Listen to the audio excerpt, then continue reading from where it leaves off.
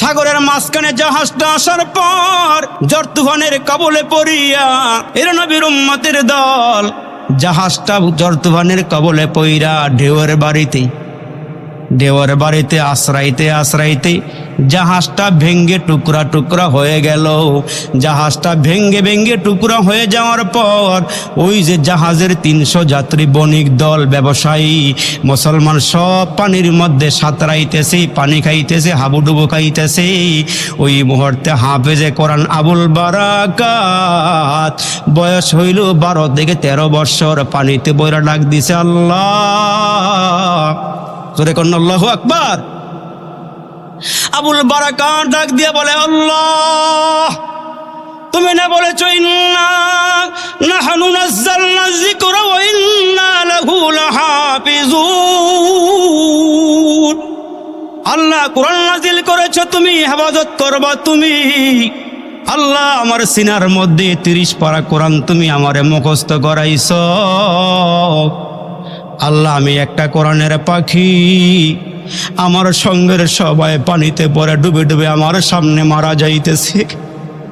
আল্লাহ তুমি আমারে বাঁচাও, কোরআনের খাতিরে আমারে বাঁচাও, কোরআনের খাতিরে আমারে বাঁচাও। চিৎকার দিয়ে যখন হাফেজ আবুল বারাকাত আল্লাহরে ডাক দিছে, খেয়াল করেন, মনোযোগ দিয়ে শোনেন। হাফেজ আবুল বারাকাত যখন আল্লাহরে ডাক দিছে, ও আল্লাহ আমি তোমার কোরআন সিনার মধ্যে মুখস্থ করেছি, তুমি কোরআন ওলারে হেফাজত করবা। আমার চোখের সামনে মুরব্বীরা মারা যাইতেছে, আমার চোখের সামনে যুবকেরা মারা যাইতেছে। 300 লোকের কাফেলা নিয়ে রওনা দিলাম, আল্লাহ আমার চোখের সামনে সবগুলো মানুষ মারা যাইতেছে। আল্লাহ তুমি আমারে বাঁচাও। আল্লাহ এই নীরবে নির্জনে তুমি ছাড়া আমার কেউ নাই রে মালিক। ইয়া আল্লাহ আমার বাবা নাই, মা নাই, কেউ নাই। আল্লাহ তুমি আমারে বাঁচাও। ওই পানির মধ্যে হাফেজ আবুল বারাকাত 12-13 বৎসরের কিশোর আল্লাহকে ডাক দিছে আরবের মানুষ, আল্লাহ বাঁচাও। চিৎকার দিয়া ডাক দিতে দেরি হইছে, তাকায়া দেখে তার সামনে একটা কাঠ আসতে দেরি হয় নাই। তার সামনে একটা কাঠ ভাসতেছে, ওই কাঠটাকে ঝরাইয়া ধরছে আমার আল্লাহ। কত সুন্দর করে নদী বানাইলেন, সাগর বানাইলেন। ঢেউ আল্লাহর কথা শোনে, বাতাস আল্লাহর কথা শোনে। হাফেজ আবুল বারাকাত তখতাকে ভালো করিয়া ধরলেন। আল্লাহ ডাক দিয়া ঢেউ রে, তোরে আমি সৃষ্টি করেছি, এ ঢেউ মানুষ না বানাইলে আমি আল্লাহ তোরে কোনো কাজে লাগাইতাম না। ঢেউ রে তুই আসার দিয়ে আমার বারাকাতরে মারিস না। এই হাফেজ আবুল বারাকাত 30 পারা কোরআন সিনার মধ্যে মুখস্থ করছে, ঢেউয়ের বাড়িতে মালদ্বীপের কিনারায় পৌঁছাইয়া দিছে। আর একটু জোরে বলেন। মালদ্বীপের মধ্যে কিনারায় পৌঁছে গিয়া যখন হাফেজ আবুল বারাকাত নিচে নামছে, নাইমা দেখে চতুর্দিকে গির্জা আর মন্দির। বোঝা গেল এখানে কোনো মুসলমানের বসবাস, আওয়াজ দেবেন, বসবাস নাই। মন্দির আর গির্জা দেখা যায়। হাফেজ আবুল বারাকাত নেমে গিয়া চিন্তা করে, আল্লাহ এইখানে তো মুসলমানের বন্ধু নাই, সব দুশ্মন মনে হইতেছে। আল্লাহ বাঁচানের মালিক তুমি, জোরে বলেন না কে? বাঁচানের মালিক কে? আল্লাযী খালাকাল মাউতা ওয়াল হায়াত, হায়াত এবং মৌত সৃষ্টি করেছেন কে? আর জোরে বলেন না কে? হায়াত মৌত সৃষ্টি করেছেন আমার আল্লাহ। এ দুনিয়া মিশে বলে ভাই শুধু আশার খেলাঘর, চোখ বুঝিলে দেখিবি রে মন কে আপন কে বাপর। কোথা থেকে আগমন, কোথা যেতে হবে, কে আনিল কি কারণে জানা নাই ভবি। ওরে ভোলা মন তাতে নিমগন, মরণে স্মরণ কর, পলে পলে তর ফুরিয়েছে আয়ু, এখনো না হলো ডর। নদীর এপার ভাঙ্গে ওপার ঘরে, এই তো মালিকের খেলা। সকাল বেলার ধনীরে তুই ফকিরি সন্ধ্যা বেলা। মাটি হতে জন্ম নিলাম, মাটিতে মরণ, মাটি হতে উঠতে হবে রাখি অসরণ। মাটির দেশে বাড়ি আমার, কবর দেশে বাড়ি আমার, কবর দেশে ঘর, কবর দেশে কেউ নাই রে ভাই, সবাই আমার পর। মন্দিরের গির্জা নজরে পড়ে, তাহলে বোঝা গেল এখানে কোনো মুসলমান নাই। হাঁটতে হাঁটতে মুসলমান ক্লান্ত শ্রান্ত হইয়া জংলার ভিতরে ঢুকে গেল। জংলার ভিতরে ঢুকার পর হঠাৎ করে আবুল বারাকাতের নজরে পড়ল একটা কুঁড়ে ঘর। হাঁটি হাঁটি পা পা করে হাফেজ আবুল বারাকাত কুঁড়ে ঘরের সামনে গিয়ে দাঁড়ায়।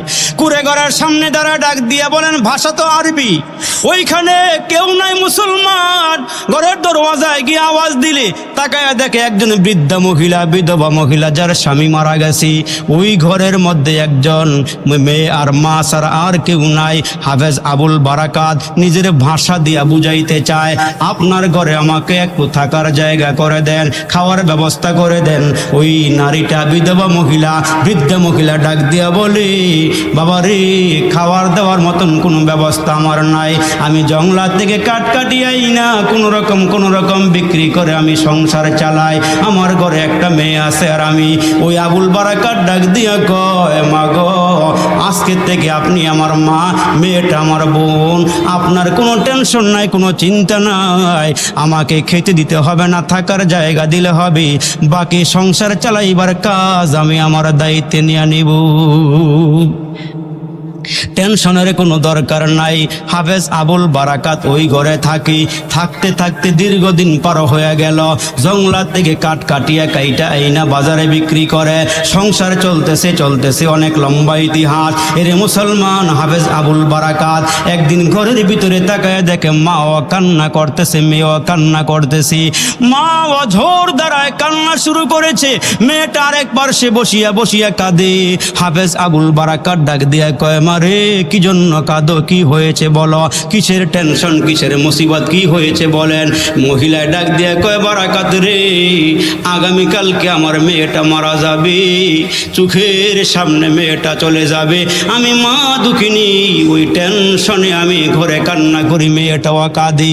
হাফেজ আবুল বারাকাত ডাক দিয়ে বলেন, মা, দুনিয়ার সব মাখলুক মারা যাবে, মানুষ মারা যাবে, হায়ওয়ান জানোয়ার সব মারা যাবে। কুল্লু নাফসিন যায়কাতুল মাউত, मौत को समझा है गाफिल इख्तिताम जिंदगी, दर हकीकत मौत तेरे इब्तिदाए जिंदगी। ये चमन सहारा भी होगा, ये खबर बुलबुल को दू, ताकि अपनी जिंदगी को सोच कर कुर्बा करे। মরবে মরবে, সব মারা যাবে। মা কেন কান্না করেন? আগামীকালকে বোন মারা যাবে, আপনার মেয়েটা মারা যাবে, আপনি কেমনে নিশ্চিত হইলেন? ওই মহিলা হাউমা করে কাঁদে আর বলে, আবুল বারাকাত, শোনো হাফেজ আবুল বারাকাত, এই দেশে একটা সিস্টেম চালু হয়ে গেছে। প্রতি বছর সাগরের কিনারা, সাগরের মাঝখান থেকে একটা দানব উঠি। ওই দানবটা উঠার পরে দিয়া সাগরের পারে মন্দির আছে। ওই মন্দিরের মধ্যে একজন সুরুষি রূপসী তরুণীকে সাজগোজ করিয়া, কানের জিনিস, নাকের জিনিস, গলার জিনিস দিয়া সুন্দর শাড়ি পরাইয়া ওই গির্জার ভিতরে, মন্দিরের ভিতরে রেখে আসতে হয়। মাঝখানে রাতের অন্ধকার হয়ে গেলে ওই সাগরের মাঝখান থেকে দানব দৈত্য উঠিয়া এই মন্দিরের ভিতরে ঢুকিয়া ওই মেয়েটাকে যা মনে চায় তাই করে। যাওয়ার আগে দিয়া মেয়েটাকে মেরে ফেলে, আর মেয়ে না দিলে গ্রামের ভিতরে অত্যাচার করে সবাইকে মেরে ফেলতে চায়। আগামীকালকে আমার মেয়েটার সিরিয়াল, আমার চোখের সামনে মেয়েটা মারা যাবে, এই জন্য আমি কাঁদতেছি। হাফেজ আবুল বারাকাত, তুমি আমার ঘরে আসছো, পরিচয় দিয়েছো তুমি কোরআনের হাফেজ, তোমার বাড়ি আরবে। এরে হাফেজ আবুল বারাকাত, আগামীকালকে আমার মেয়েটা ঘর ছাড়া হয়ে যাবে, ঘর থেকে বিদায় হয়ে যাবে, এই জন্য কাঁদি। হাফেজ আবুল বারাকাত ডাক দিয়া কয়, মাগো, ভালো করিয়া খেয়াল করিয়া শোনেন, আপনার মেয়েটাকে আগামীকালকে পাঠাইতে হবে না।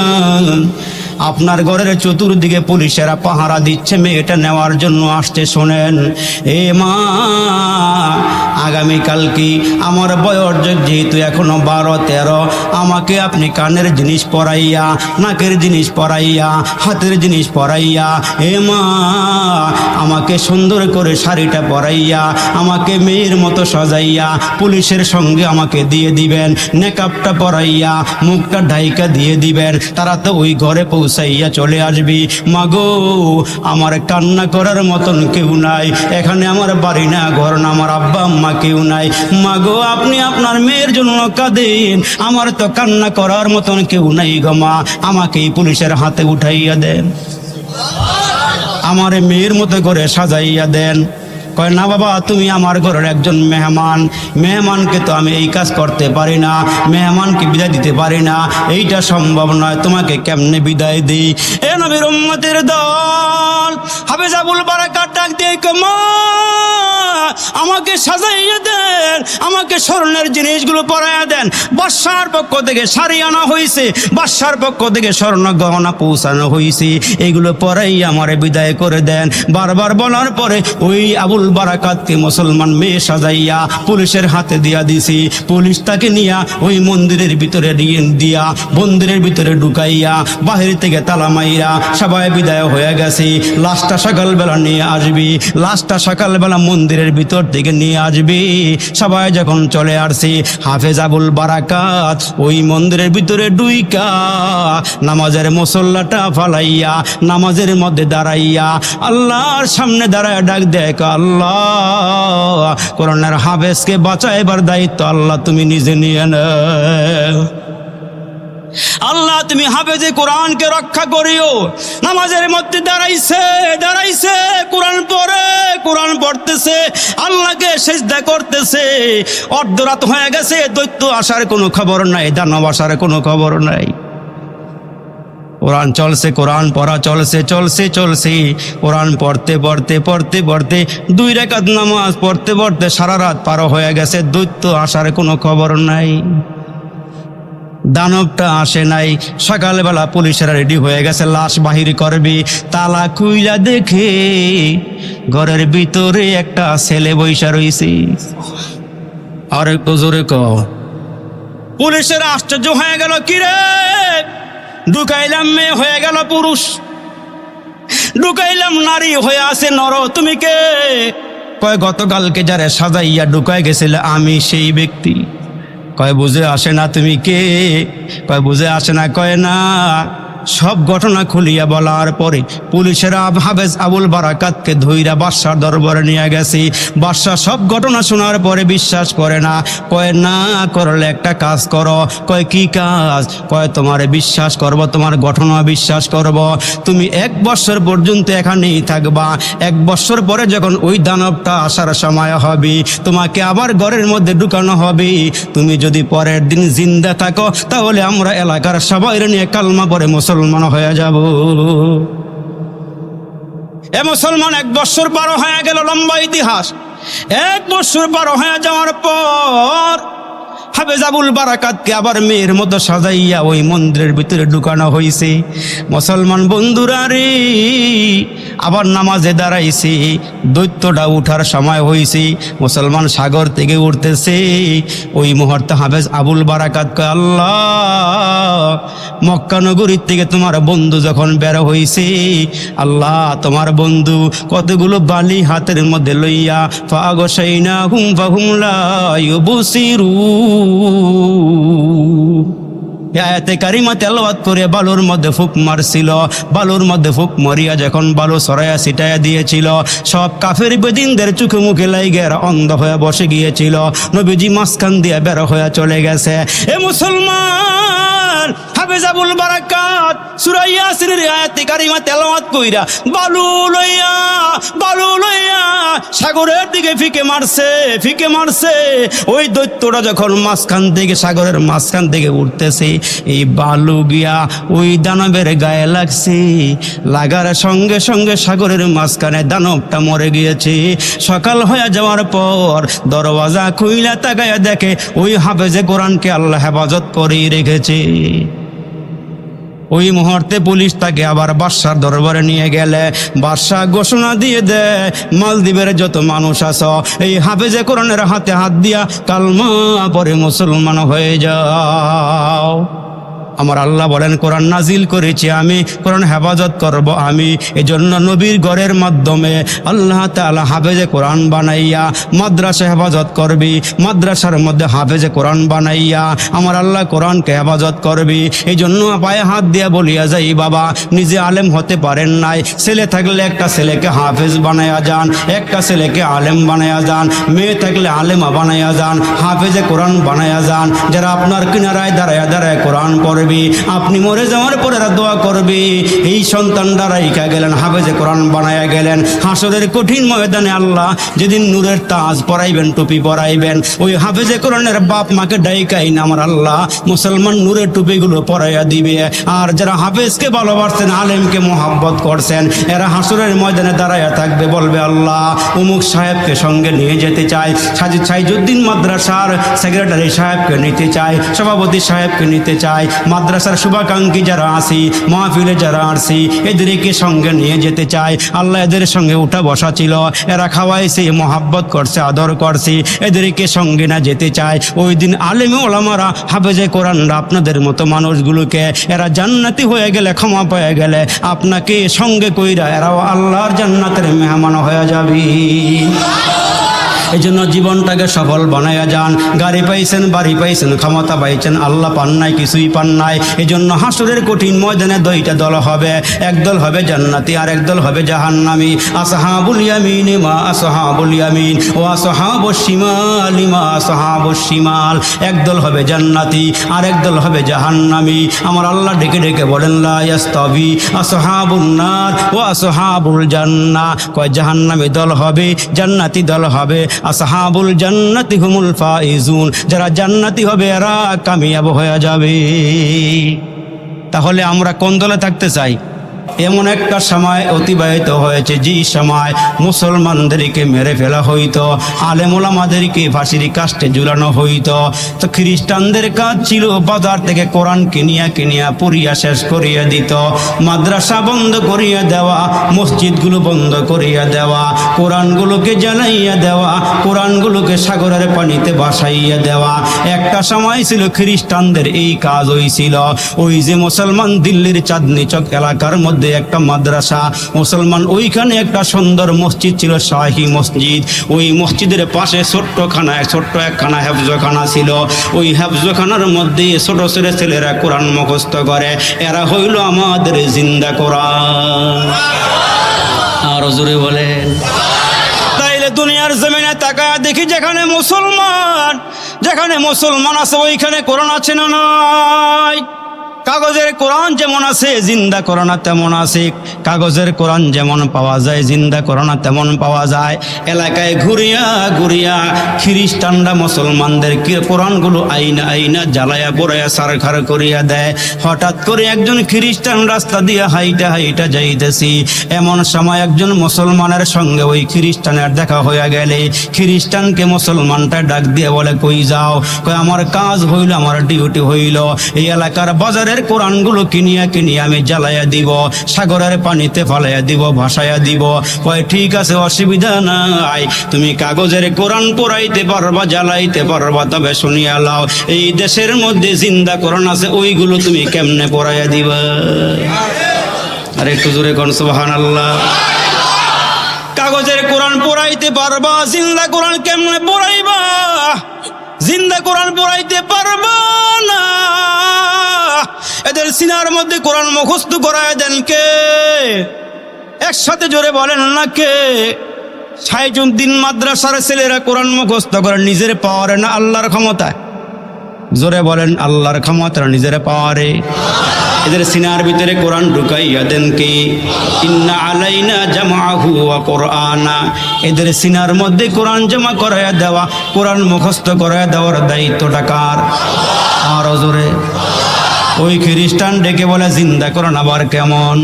জিন্দা কোরআন তো কোনোদিন নজরে পড়ে নাই। কয় চলো আমার সাথে, সাইজুদ্দিন মাদ্রাসার মধ্যে জিন্দা কোরআন আছে, যাদের পিছনে সভাপতি সেক্রেটারি এলাকাবাসী বড় লোক গরিব সবাই দান সাদাকা করে, ওই টাকা দিয়ে ওই পয়সা দিয়ে চাউল ডাউল কিনে এরা খাইয়া কোরআন মুখস্থ করে। এদেরকে মুখস্থ করায় দেন কে? আরো জোরে বলে। এ মুসলমান, কোরআন চালাইবা, শেষ করে দিবা। জিন্দা কোরআন কেমনে শেষ করবা? কেমনে শেষ করবা? পারবা না। কারণ হইল কোরআন জমা করেন কি? কোরআন হেফাজত করেন কি? এই নবীর উম্মতের দল। ওই যে আল্লাহর বান্দা খ্রিস্টান শুনতে পারলো জিন্দা কোরআন, কয় কেমন কোরআন? কয় আমার সঙ্গে চলো সাইজুদ্দিন মাদ্রাসায়। ওইখানে আসার পর হেফজখানার হাবেজ সাহেব হুজুরকে ডাক দিয়া বলে, মুসলমানটাই হুজুর, এই যে খ্রিস্টান তার দায়িত্ব মোটা অঙ্কের টাকা পাইয়া, বেতন পাইয়া মুসলমানদের কোরআনগুলো জ্বালাইয়া দেয়, মুসলমানদের কোরআনগুলো সাগরের পানিতে বসাইয়া দেয়। জিন্দা কোরআন দেখার জন্য নিয়ে আসছি, আপনি একটু দেখাইয়া দেন। কয় জিন্দা কোরআনটা কেমন? হাবেজ সাহেব ডাক দিয়া কয়, জিন্দা কোরআন আমার এখানে আসি। খ্রিস্টানকে বাহিরে দরওয়াজার সামনে চেয়ারে বসাইয়া দিয়া ওই যে মুসলমান 7 বৎসরের বালক, যে এখনো মুসলমান বালেগ হয় নাই, কিশোর হয় নাই বা না বালেগ, ওই 7 বৎসরের ছেলেটাকে হাবেজ সাহেব ডাইকাই না ওই খ্রিস্টানের সামনে দাঁড়া করাইয়া দিছি। খ্রিস্টানের সামনে দাঁড়া করাই দেওয়ার পর খ্রিস্টান ডেকে ডেকে বলে, ও মিয়া, জিন্দা কোরআনটা কেমন? কয় জিন্দা কোরআন দেখতে চাও? কয় হ্যাঁ, জিন্দা কোরআন দেখতে চাই। কয় এইটা আমার জিন্দা কোরআন, এইটা আমার জিন্দা কোরআন। আল্লাহর মহান বাণী কোরআন শরীফ, এক মুখে কত কইব তাহার তারিফ। আল্লাহর মহান বাণী কোরআন শরীফ, এক মুখে কত কইব তাহার তারিফ। যত বড় ততই মিষ্ট মধুর বচন, তাওরাতে আসিয়াছে যাহার বর্ণ। জিন্দা কোরআন দেখার শখ হইল, খ্রিস্টানের সামনে এসে গেল। 7 বৎসরের বালকটাকে সামনে দাঁড়া করাইয়া হাবেজ সাহেব ডাক দিয়া কয়, ছেলে রে, কত পারা মুখস্থ করেছ? কয় 15 পারা না 30 পারা পুরা মুখস্থ করেছি। কয় বাবা রে, তুমি তার সামনে একটু কোরআনটা পড়ো। 7 বৎসরের বালক দাঁড়াইয়া আল্লাহর কোরআন তেলাওয়াত করা শুরু করে দিলে।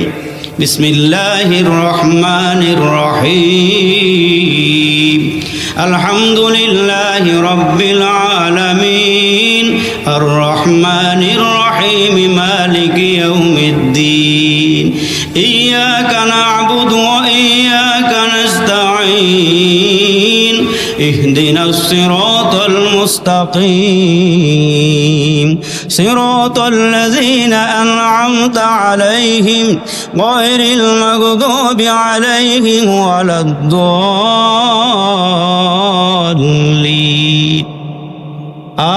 আমিন। ছেলেটা দাঁড়ায় কোরআন তেলাওয়াত শুরু করে দিলে। দাঁড়াইয়া পড়তে পড়তে ছেলেটা খ্রিস্টানের সামনে 15 পারা কোরআন পড়া শেষ করে ফেলাইছি। এক পায়ে দাঁড়াইয়া 15 পারা কোরআন মুখস্থ শোনায় দিলে। হাবেজ সাহেব হুজুর তাকায়া দেখে লোকটা খ্রিস্টান হতে পারে, কিন্তু কোরআনের একটা পাওয়ার আছে, কোরআনের একটা মুজিজা আছে। হাবেজ সাহেব তাকায়া দেখে, রে বন্ধু, ওই খ্রিস্টানের 2টা চোখ বেয়ে বেয়ে পানিগুলো ঝর্ণার মতো পড়তেছে। লোকটার দিলটা নরম হয়ে গেছে, কলিজা চৌচির হয়ে গেছে, ফেটে গেছে ভিতর থেকে পানি বের হইয়া। ওই পানিগুলো চোখের গোড়া দিয়ে গড়ায় গড়ায় পড়ে। হাবেজ সাহেব ডাক দিয়ে, ও মিয়া, তোমারে কে পিটাইলো, কে মারলো? তোমার চোখের কোনায় কেন পানি গড়ায়া, কেন পানি পড়ে? ওই খ্রিস্টান ডাক দিয়া কয়, হুজুর, আমার হায়াতের জীবনে কত জাদুবিদ্যা দেখলাম, হায়াতের জীবনে কত কবির কথা শুনলাম। ওই দেখা যায় তাল গাছ, ওই আমাদের গা, ওইখানেতে বাস করে কানা বগিরিসা, খোকন খোকন ডাকবাড়ি, খোকন মদের কারবারি। কত কবিতা শুনলাম, ওইখানে তোর দাদির কবর ডালিম গাছের তলি। 2 নয়নে ভিজাই দিয়েছি 30 বৎসর চোখের জলে। কয় তলে আর জলে কত শুনলাম, কিন্তু তোমাদের কোরআনের ভিতরে এত মজা আগে জানতাম না, কোরআনের মধ্যে এত স্বাদ আমি আগে জানতাম না।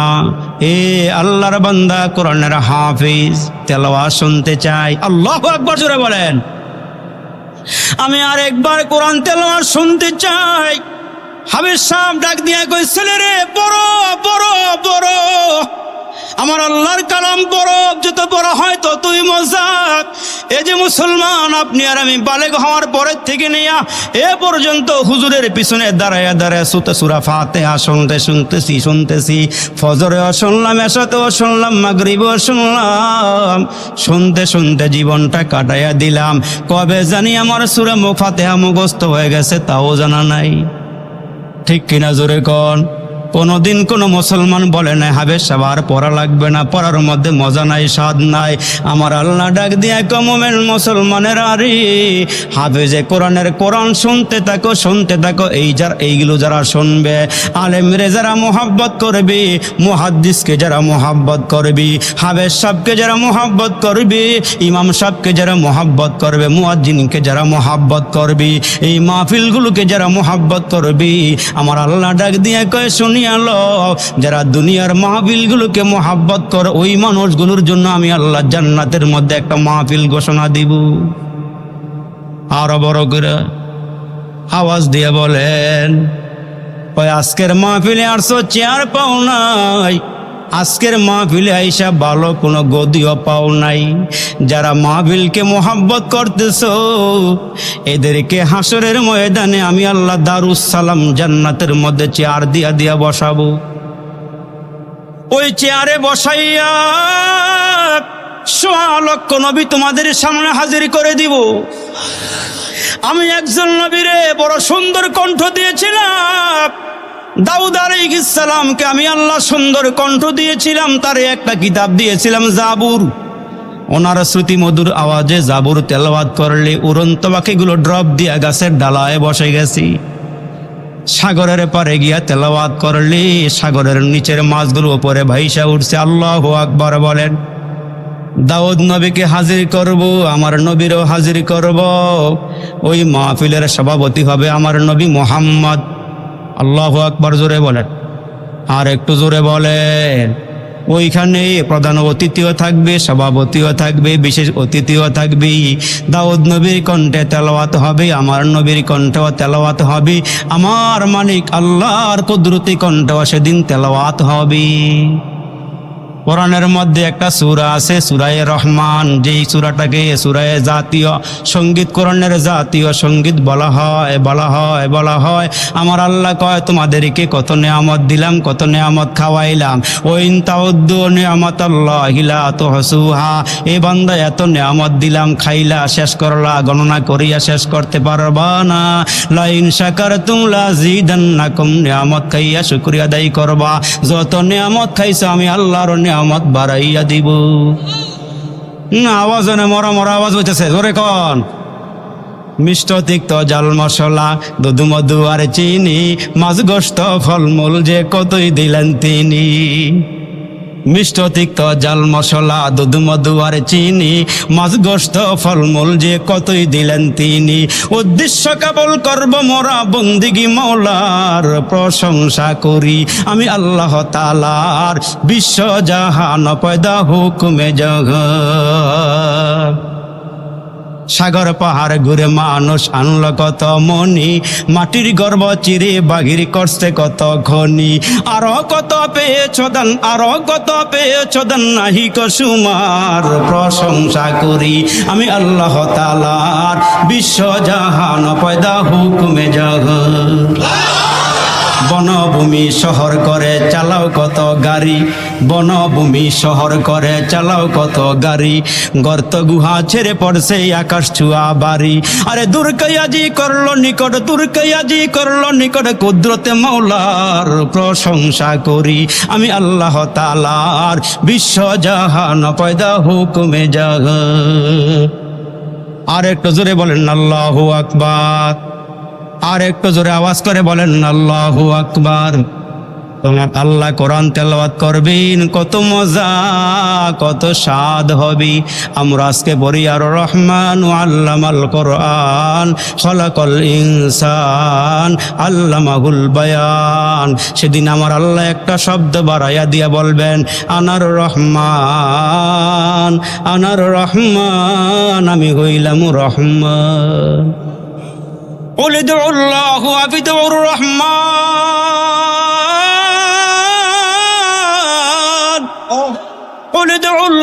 আবিদুর রহমান আইয়াম্মা তাদউ ফালাহুল আসমাউল হুসনা।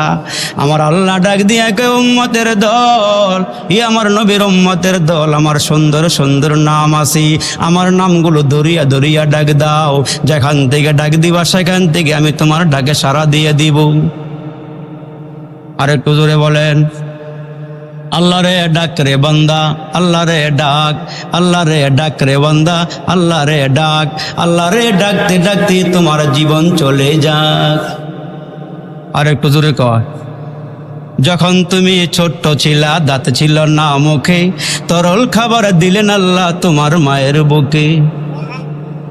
যখন তুমি ছোট্ট ছিলা, দাঁত ছিল না মুখে, তরল খাবার দিলেন আল্লাহ তোমার মায়ের বুকে।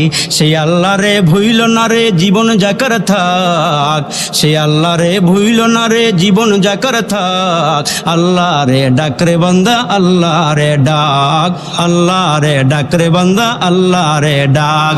যখন তোমার কেউ ছিল না তখন ছিলাম আমি, যখন তোমার কেউ ছিল না তখন ছিলাম আমি, এখন তোমার সব হইয়াছে পর হইয়াছি আমি।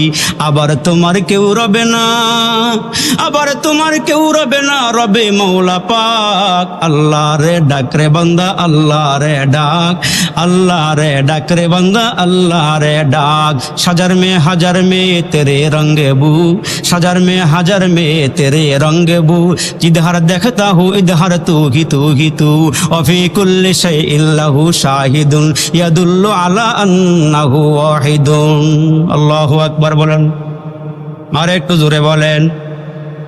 পশু পাখি কয় না কথা মানুষ কেন কয়, পশু পাখি কয় না কথা মানুষ কেন কয়, আচ্ছা মানুষ বলো দেখি কেমন করে হয়। কে বলান, এত আস্তে কে জোরে কর। আচ্ছা মানুষ বলো দেখি রাত্র কেন কালো, আচ্ছা মানুষ বলো দেখি রাত্র কেন কালো, সূর্যমণি কোথায় থেকে পেল এত আলো। সুবহানাল্লাহ কয় না রে। আচ্ছা মানুষ বলো দেখি রাত্র কেন কালো, সূর্যমণি কোথায় থেকে পেল এত আলো। পশু পাখি কয় না কথা মানুষ কেন কয়, পশু পাখি কয় না কথা মানুষ কেন কয়, আচ্ছা মানুষ বলো দেখি কেমন করে হয়। দুধ কেন এত সাদা মরিচ কেন ঝাল, দুধ কেন এত সাদা মরিচ কেন ঝাল, আমগুলো সব পাকলে পরে কেমনে হয় তা লাল। আর একটু জোরে বলেন। আমরা সবাই বাস করি ভাই এই দুনিয়ার রঙ্গে, হাতের লেখা মুখের চেহারা মিলে না কারো সঙ্গে, আর মিলে না গলার কণ্ঠ বৃদ্ধাঙ্গুলের টিপ, আর মিলে না গলার কণ্ঠ বৃদ্ধাঙ্গুলের টিপ, আল্লাহ তাআলা একজন আছে প্রমাণ হলো ঠিক। আর একটু জোরে করেন আল্লাহু আকবার, আর একটু আওয়াজ করে বলেন আল্লাহু আকবার। যুবক ভাইরা রে আমার কষ্ট হইতেছে, বেশি কষ্ট হইতেছে। মুসলমান ভাইরা রে আমার, ওই খ্রিস্টান ডাক দিয়া কয় আবিশাপ, জিন্দা কোরআনের ভিতরে এত পাওয়ার এত মজা আগে জানতাম না, তোমার কোরআনের মধ্যে এত মজা আগে জানতাম না। আমার এই হাত দিয়া কত কোরআন জ্বালাইছি, কত কোরআন সাগরের পানিতে ভাসাইছি। আমি আগে জানি না কোরআনের মধ্যে এত মজা, পড়া জানি না শিখি নাই, আগে জানি না। ও হাবেশ সাহেব, আপনার ছেলেটাকে আর একটু তেলাওয়াত করতে বলেন, আর একটু পড়তে বলেন। এই ছেলেটা আবার দাঁড়াইয়া আমার আল্লাহর কোরআন পড়া শুরু করিয়া দিলে, আর 15 পড়া শেষ করিয়া দেওয়ার পর এই লোকটা হাউমাউ করিয়া কান্না শুরু করে দিল।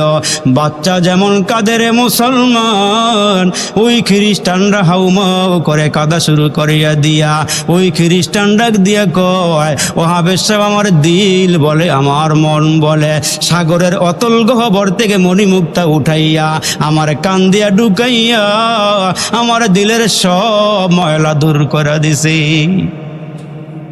ও হাবেশ সাহেব, আর দেরি কইরেন না, আমি যদি কালমা পরে মুসলমান হইয়া যাই, আমার পিছনের সব গুনাহ মাফ হবে নি, আমার আল্লাহ আমার গুনাহ মাফ করবে নি। হাফেজ সাহেব ভুল করে ফেলাইছি, আমি আজকের থেকে ওয়াদা করতেছি আমি আর জীবনে কোনোদিন বাড়ি যাব না। আমি এই মুহূর্তে আপনার হাতে হাত দিয়ে কালমা পড়ে মুসলমান হয়ে যেতে চাই। আমার আল্লাহ ডাক দিয়ে কয়, মানুষ কোরআন নাজিল করেছি আমি, এ দুনিয়ার কেউ হেফাজত না করলো আমি আল্লাহ হেফাজত করব। জোরে আওয়াজ করে বলেন ঠিক না বেঠি? আমার আল্লাহ বলেন শুধু কোরআনকে আমি হেফাজত করব না, কোরআনের হাফেজ সাহেবকে আমি আল্লাহ হেফাজত করব, আলেম ওলামার আমি আল্লাহ হেফাজত করব। দুনিয়ার কেউ আলেম ওলামারে সম্মান করুক আর না করুক, হাফেজ সাহেবকে সম্মান করুক আর না করুক, তলেবে ইলমকে সম্মান করুক আর না করুক, তোমরা দেখো হাফেজের পায়ের নিচে জুতা স্যান্ডেল, এরা যখন মসজিদ মাদ্রাসা থেকে বের হয়, যারা দিন শিক্ষার জন্য আসছে এরা যখন বের হয়, তুমি সম্মান না দিলে কি হবে? ফেরেশতারা নূরের পাখা এদের পায়ের নিচে বিছাইয়া লাল গালিচার সম্মান দেয়। আমার আল্লাহ বলেন আমি শুধু কোরআনকে হেফাজত করব না, আমি আল্লাহ পাক রব্বে কারিম কোরআন পড়নেওয়ালাকে হেফাজত করব। ও মুসলমান, ওই যে মালদ্বীপের ঘটনা আপনারা জানেন, মুসলমান হাফেজ আবুল বারাকাত যার বাড়ি হইল আরব দেশে, সুবহানাল্লাহ, আর একটু জোরে বলেন।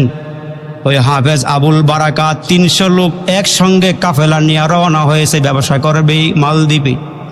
জাহাজে করে রওনা দিছে, ওই জাহাজটা যখন সাগরের মাঝপথে এসছে, আওয়াজ দিয়ে বলেন এই মাদ্রাসাকে আমরা কারা কারা ভালোবাসি? একটু হাতটা উঁচু করে দিলের থেকে বলেন তো নারায়ে তাকবীর, নারায়ে তাকবীর। আল্লাহ সবগুলো হাত কবুল করে বলেন আমিন। আর একটু জোরে আওয়াজ করে আমিন বলে হাত নামায় দেন। তাহলে মুসলমান ভাইরা, আমি আপনাদেরকে নিয়ে দোয়া করব, আমার সঙ্গে কারা? বারিকা আলা মুহাম্মদ ওয়া আলা আলি মুহাম্মদ কামা বারাকতা আলা ইব্রাহিম ওয়া আলা আলি ইব্রাহিম ইন্নাকা হামিদুম মাজিদ। আস্তাগফিরুল্লাহ রাব্বি মিন কুল্লি যামবি ওয়া আতুবু ইলাইহি লা হাওলা ওয়া লা কুওয়াতা ইল্লা বিল্লাহিল আলিয়্যিল আযীম। আলহামদুলিল্লাহি রাব্বিল আলামিন والصلاة والسلام على سيد الأنبياء والمرسلين. ربنا فاغفر لنا ذنوبنا وكفر عنا سيئاتنا وتوفنا مع الأبرار. يا أول الأولين يا آخر الآخرين يا ذا القوة المتين يا أرحم الراحمين. اللهم إنا نجعلك في نحورهم ونعوذ بك من شرورهم. اللهم اكفني بحلالك وعن حرامك واغنني بفضلك عمن سواك. এরে মালিক তাকাইয়া দেখো না মালিক, তোমার কতগুলো আশিকিন জাকিরিন পাগল প্রেমিক বান্দা বান্দিনিয়া। এরে মালিক জীবনে যত গুনাহ করেছি রে মাবুদ, গুনার বোঝা নিয়ে কাঙ্গালের মতো ভিক্ষুকের মতো তোমার দরবারে হাতগুলো বাড়াই দিয়েছি। ইয়া আল্লাহ, আলেম ওলামারা বসে আছে রে মাবুদ, বড় বড় হাদিসের কিতাব পড়ায় এমন যোগ্য যোগ্য আলেম ওলামারা বসিয়া হাতগুলো বাড়াইছি। এরে মালিক তাকায় দেখো পাকা পাকা দাড়িওয়ালা মুরব্বীর হাত বাড়াইছি। ইয়া আল্লাহ, কলিজার টুকরা যুবক ভাইরা হাতগুলো বাড়াইয়া দিয়েছি। মায়ার আল্লাহ, ও আল্লাহ, এরে মায়ার মাবুদুরি। ইয়া আল্লাহ, জানি না কার জন্য জানি আজকের মোনাজাতরা জীবনের শেষ মোনাজাত হয়ে যায়। ইয়া আল্লাহ, জানা নাই কোন দোকানের 3টা কাফনের কাপড় আমাদের জন্য রেডি হয়ে গেছে রে মাবুদ। ইয়া আল্লাহ, দৈনন্দিন আমাদের চোখের সামনে কত মানুষ কবরে যায় রে মালিক, চোখের সামনে কত মানুষ কবরে চলে যায়। এরে আল্লাহ, কত মানুষ কবরে নামাইলা, জানা নাই কার জন্য জানি আজকের মোনাজাতরা জীবনের শেষ মুনাজাত হয়ে যায়। ইয়া আল্লাহ, জানি না কোন দিন জানি জামাগুলো টাইনা খুইলা নিয়ে যায়। কয়েকদিন আগেও দেখলাম একজন মানুষ মারা গেল, জামাটা খুলতে পারে না, বেলের দিয়া কাইটা জামাটা রাখিয়া দিল, গায়ের গেঞ্জিটা কাটিয়া গেছি দিয়া কাইটা চোখের সামনে রাখিয়া দিল। ওই মুহূর্তে মাওলাকে ডাক দিয়ে বললাম, মাওলা রে, কিসের বাড়ি, কিসের ঘর, কিসের বিবি, কিসের সন্তান, কিসের আত্মীয়, কিসের বন্ধু বান্ধব, কেউ আমার আপন নয়, কেউ আমার আপন নয়, তুমি মাওলা ছাড়া আর কেউ আপন নয়। এরে ভাই, এই মাহফিল থেকে যদি 1 ফোঁটা 2 ফোঁটা চোখের পানি ফালাইতে পারো, এ বান্দা, জীবনের শেষ মুনাজাত মনে করিয়া বসাটা মৌতের মোরাকাবা করিয়া হাতগুলো বাড়াও আর বলো, আল্লাহ, এইখান থেকে উঠিয়া বাড়ি যাইতে পারবো, এই গ্যারান্টি আমার কাছে নাই। এরে বন্ধু, আল্লাহ যেন সবাইকে মাফ করিয়া দেয়, বলেন আমিন। ইয়া আল্লাহ, আমরা হায়াতের জীবনে এত গুনাহ করছি রে মাবুদ,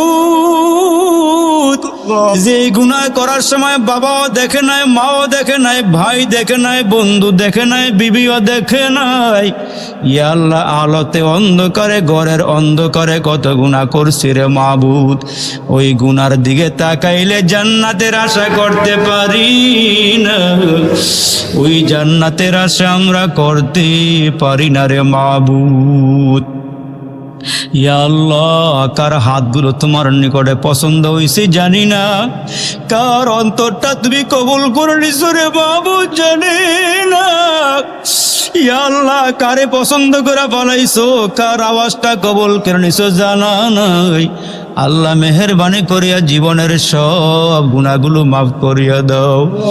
এই মজলিসে ওপরে নিচে বৈশা, ভিতরে বাহিরে বিল্ডিং এর মধ্যে, ইয়া আল্লাহ, ছাদের উপরে বসিয়া যে যেখান থেকে হাতগুলো বাড়াইছি, এরে মাবুদ জানি না কার জানি মা নাই, এরে বন্ধু কে জানি মা হারাইছো, কে জানি বাবা হারাইছো। যেদিন আব্বা দুনিয়ার থেকে বিদায় হয়ে যায়, আহারে আব্বারে নিজের হাতে কসলাইয়া গোসল দিয়া 3টা কাফনের কাপড়ে আব্বারে প্যাকেট করিয়া খাটিয়াতে শোয়াইলাম। আর কিছুক্ষণ পরে ছোট ছোট ভাই বোনগুলো দৌড়াইয়া আসি, ঘরের মধ্যে গিয়া মারে জড়াইয়া ধইরা ডাক দিয়া কয়, মা গো, আব্বা কাফনের কাপড় পইরা সাদা কাপড় গায়ে দিয়া কই রওনা দিছে, এ মা, বাবায় কখন ঘরে ফিরবি? মা গো, আব্বার কিনারায় দাঁড়ায়া কত ডাক দিলাম, আব্বাই তো কোনো কথা বলে না। আব্বার এত ডাক দিলাম, মুখের কাপড়টা সরাইল না। এ মা, অন্যায় করছি, অপরাধ করছি, আব্বার কাছে কেন বিচার দিলাম? মা গো, শেষ বিকালে আব্বা এত রাগ করছি রে মা। আব্বাই কেন জানি মুখের কাপড়টাও সরায় না। মা পাগলনি গড়াইয়া কান্দে আর বলে, সন্তানের আরি, জীবনের শেষবারের মতো বাবার চেহারাটা দেখাল, এই চেহারার মানুষ আর কোনোদিন ঘরে ফিরবে না। একটু আওয়াজ দিয়ে কও না, ইয়া আল্লাহ, ইয়া আল্লাহ, ইয়া আল্লাহ, ইয়া আল্লাহ, আমাদের জীবনের সব গুনাহগুলো মাফ করিয়া দাও। কয়েকদিন আগেও দোহারে মাহফিলে গেলাম, একটা ছেলের কান্না বন্ধ হয় না। আমি মাথায় হাত বুলাই বললাম, যুবকরে এত কান্না কেন? হুজুর, আমার সাথে আমার ঘরের একটা রুমের মধ্যে আসেন। রুমের মধ্যে গিয়া দেখি বালিশের জায়গায় বালিশটা পরে আছে, তোষকের জায়গায় তোষকটা পরে আছি। ওই বালিশের পাশে কিছু জামা কাপড় রাখা আছে। আমারে ডাক দিয়া কয়, হুজুর, আমার মা এই রুমেই ঘুমাইতো। হুজুর গো, দরওয়াজায় কত ডাকাডাকি, বিবি ঘুম থেকে জাগ্রত হয় না, দরওয়াজাও খুলে না। ওদিক রাত্রি বাড়িতে ফিরতাম, মায়ের দরওয়াজার কিনারা জানালার কিনারে গিয়ে একটা টোক্কা দিলে মা ভিতর থেকে ডাক দিয়া কয়, সন্তান তুমি আইসনি। তখন আমি ঘরের ভিতরে ঢুকিয়া ডাক দিয়া কয়, মা মা মাগো। বিবিরে এত ডাকা ডাকলাম, ঘরের দরওয়াজা খুলল না। মাগো তুমি, তোমার একটা ডাক দিলাম কেমন।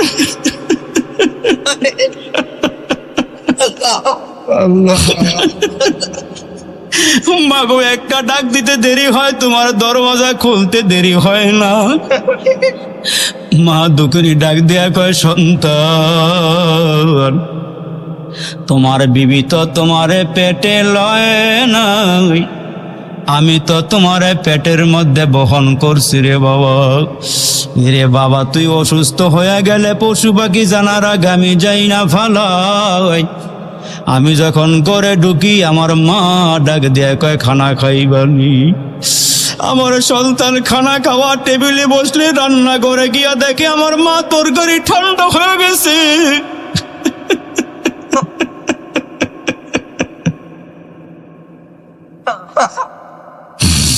ভাতগুলো ঠান্ডা হয়ে গেছে। শীতের রাত্রে আমার মায়ের কিনারায় গিয়া দেখি আমার মা চুলাটার মধ্যে আগুন ধরাইয়া তরকারি গরম করে ভাতগুলো গরম করি। আমি ডাক দিয়া বললাম, মা গো মা, তুমি এত কষ্ট করিয়া করিয়া কেন তরকারি ভাত গরম করো? মা ডাক দিয়া কয়, ছেলে রে, নরম নরম এই ভাত খাইলে ঠান্ডা, ভাত তরকারি খাইলে তোমার ঠান্ডা লাগিয়া যাবে। এ যুবক, এই ময়দানে যারা মা হারাইছো রে ভাই, আমার বাবা, আমার বাবা, এই দুনিয়াতে ঘুরতে পারবা, মায়ের চেহারার মতন কোনো মহিলা পাইবা না, নিজের বাবার চেহারার মতো কোনো মানুষ পাইবা না। আজকে যদি মার মহাব্বতে, বাবার মহাব্বতে পরে এক ফোঁটা দুই ফোঁটা চোখের পানি ফেলাইতে পারো, আমার আল্লাহ কুদরতি হাতগুলো বাড়ায়া বাড়ায়া তোমার চোখের গোড়ার থেকে তোমার চোখের পানিগুলো নিয়া আব্বা আম্মার কবরে জাহান্নামের আগুন যদি ধাও ধাও করিয়া জ্বলে, তোমার এই চোখের পানিগুলো আগুনের মধ্যে সারিয়া দিবি। আগুন যখন নিবিয়া যাবে, আব্বা আম্মা কবর থেকে ডাক দিয়া বলবে, আল্লাহ। বলেন না আল্লাহ, বলেন না আল্লাহ, আল্লাহ আল্লাহ।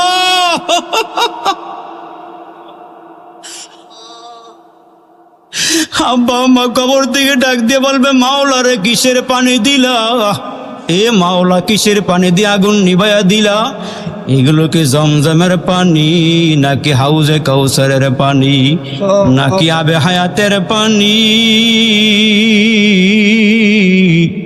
আমার মালিক বলবেন, না না, আবে হায়াতের পানি নয়, হাউজে কাউসারের পানিও নয়, জমজমের পানিও নয়।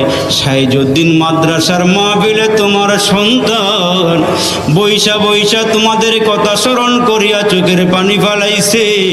ওই চোখের পানিগুলো আমি মাওলা কুদরতি হাত বাড়াইয়া নিয়া তোমাদের জাহান্নামের আগুন নিবাইয়া দিল। এরে ভাই, দিলটা এত শক্ত কেন হইল? আব্বা আম্মার কথা কি একটু মনে পড়ে না? চোখের সামনে আব্বা আম্মার চেহারাটা ভাসাও, ভাসাও, ভাসাও।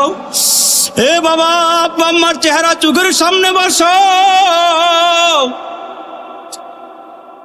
জুমাবার রাত্রে আমার মনে হয় আল্লাহ হাত ফেরত দিবে না। আমার দিল বলে, আমার মন বলে, মাওলা দোয়া কবুল করিয়া নিবে। আল্লাহ, জীবনে কত মুনাজাত দিলাম, জানি না কোন মুনাজাত তোমার দরবারে কবুল হইছি। আল্লাহ, সাইজুদ্দিন মাদ্রাসার মাহফিলের দোয়াটা ফেরত দিও না। এই মজলিস থেকে একজনকে ওলি বানাইয়া আমরা গুনাহগারদের মুনাজাতগুলো কবুল করে নাও। ইয়া আল্লাহ, যারা টাকা দিল, পয়সা দিল, জানে মালে সহযোগিতা করলো, সভাপতি সাহেব, সেক্রেটারি সাহেব, ইয়া আল্লাহ মাদ্রাসার মধ্যে যারা শুভাকাঙ্ক্ষী আছি, মাদ্রাসার সদস্য, এলাকাবাসী যে যেখান থেকে আইসা বৈশা হাজিরা দিল, মাদ্রাসার মধ্যে সহযোগিতার হাত বাড়ায়া দিল, মাবুদ ইয়া আল্লাহ সকলের দানগুলো তুমি কবুল করে নাও। ইয়া আল্লাহ আমারে মোহাব্বত কইরা, আলেম ওলামারে মোহাব্বত কইরা যারা বসিয়া রইল সবাই রে মাফ করিয়া দাও। ইয়া আল্লাহ সকলের দানগুলো কবুল করিয়া নাও। আল্লাহ যারা অসুস্থতার মধ্যে আছে আল্লাহ তুমি সুস্থতা দান করো। এই মাদ্রাসা কবুল করে নাও, আলেম ওলামাদেরকে কবুল করে নাও, আসাতিজায়ে কেরামদেরকে কবুল করে নাও, তলবে আলেমদেরকে কবুল করিয়া নাও। ইয়া আল্লাহ মাদ্রাসার খাতিরে এলাকার সবাইকে মাফ করিয়া দাও। এই এলাকার সবাইকে মাদ্রাসামুখী বানাইয়া দাও। আল্লাহ বারবার বলি কবরে আগুন দিও না, ইয়া আল্লাহ জাহান্নামের আগুনে জ্বালায়ও না, জ্বালায়ও না আমরা রে আল্লাহ দোজখের আগুনে, এমন কঠিন আগুন সহিব কেমনি। ভাই বন্ধু সবাই মিলে কবরে নামাজ